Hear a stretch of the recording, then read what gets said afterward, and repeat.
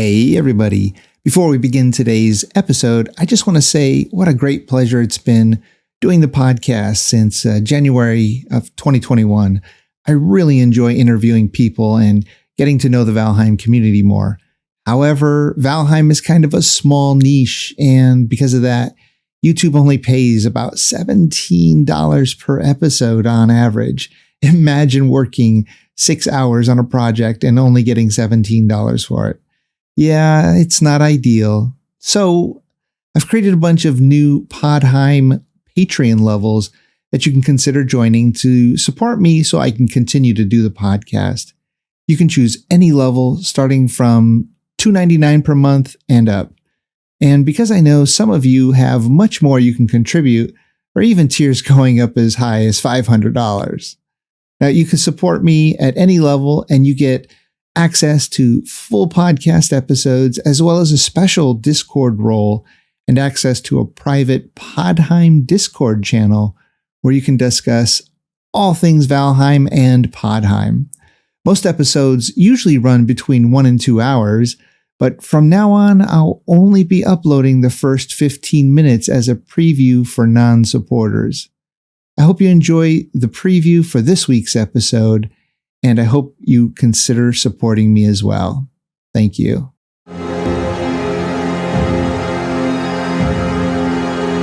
Welcome to Podheim, Jiroc's Valheim podcast. Let's give him the business.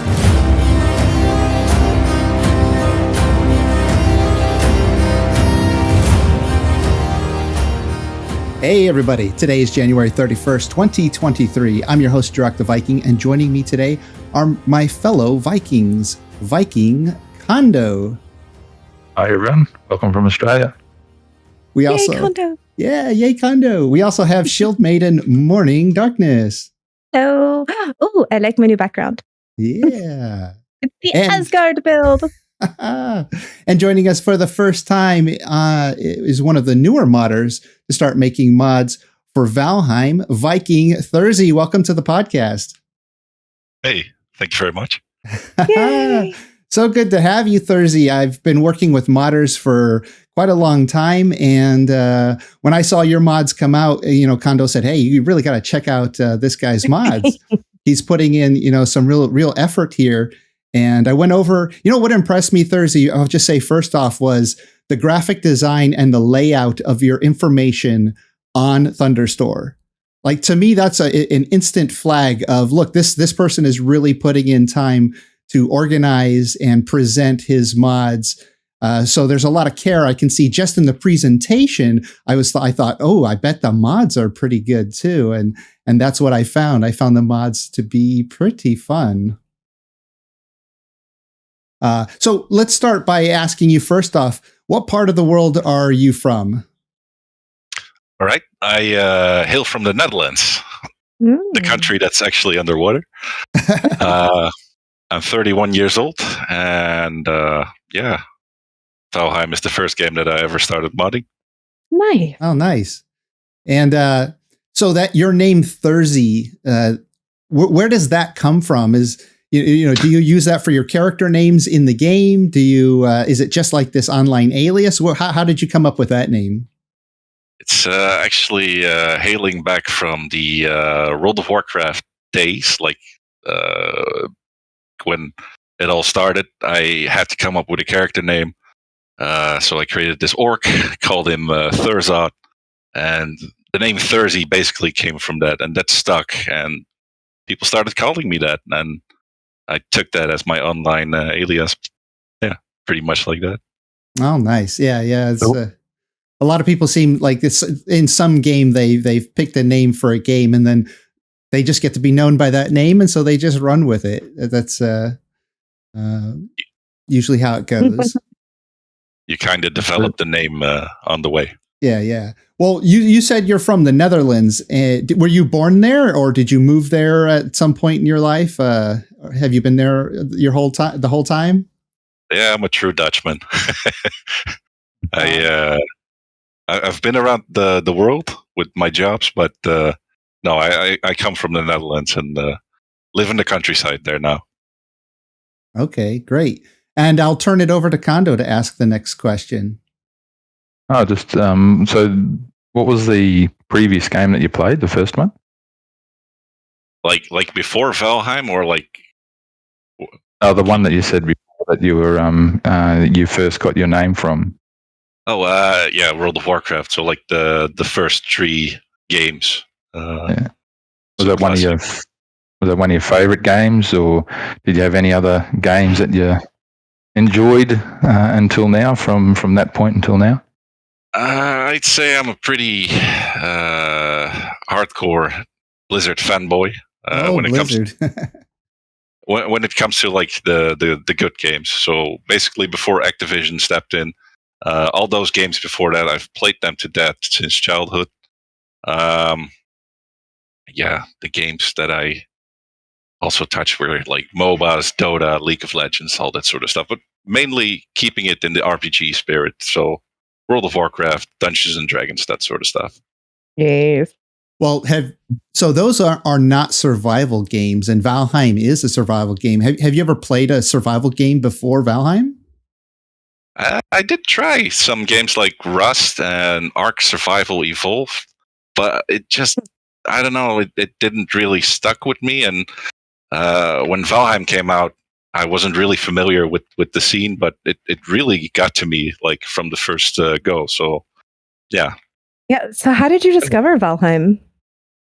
I remember when it was during the start of the pandemic, and just streaming or scrolling through the Steam library, and suddenly there's this game, early access Valheim, and it was hella cheap also, and I was like, this looks great. It's got a Viking theme to it. I love Vikings. Well, let's give it a shot. And basically, our entire friend group rolled into it, and we were hooked. It was insane.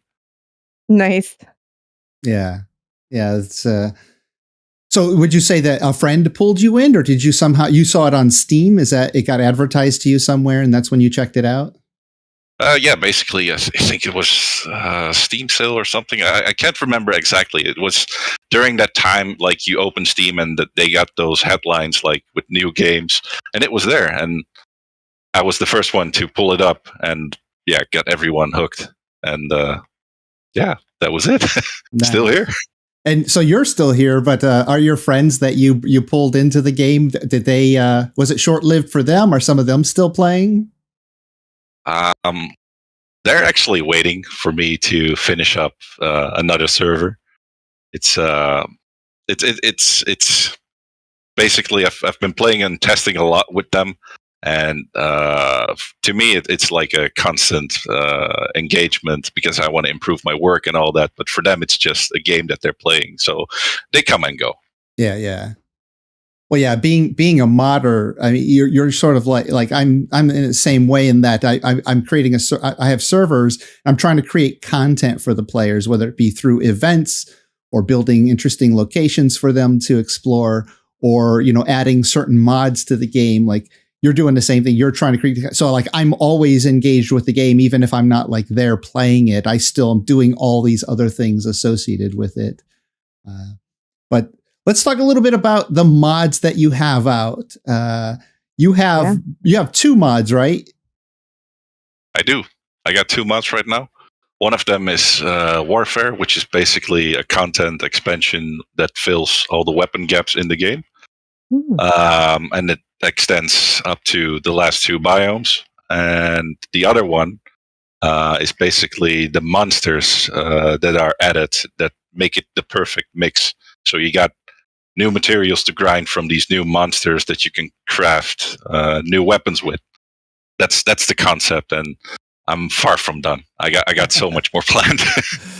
Well, yeah. So that's kind of a brief summary because there's so much involved with that. So one of the things I noticed is a lot of the mods out there, they put together this really great assets. They put together some really great assets for us to use on our server.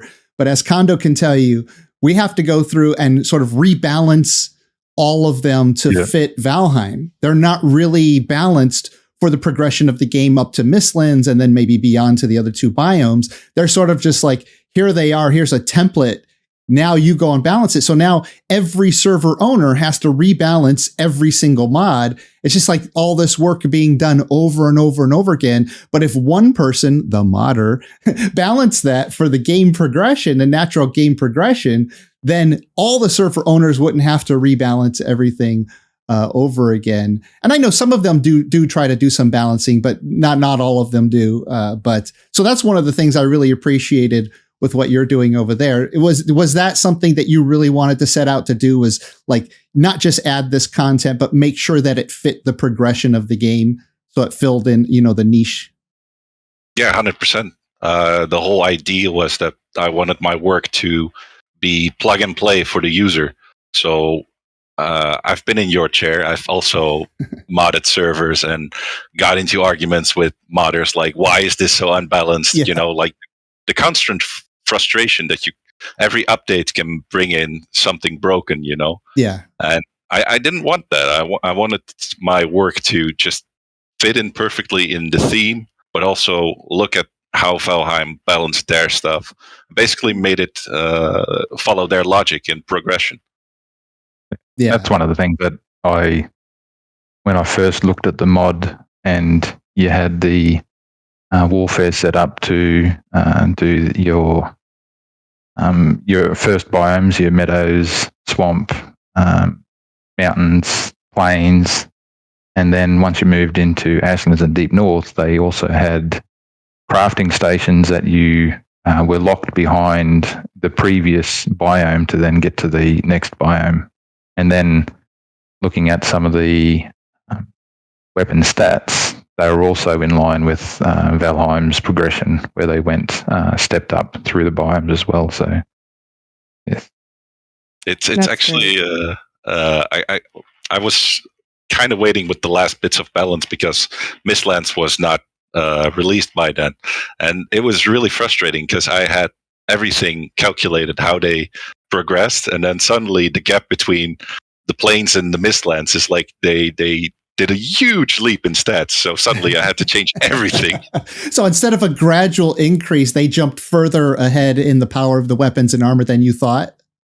Yeah, they didn't follow their own plan, which was, well, I had to adapt, but I think I got it.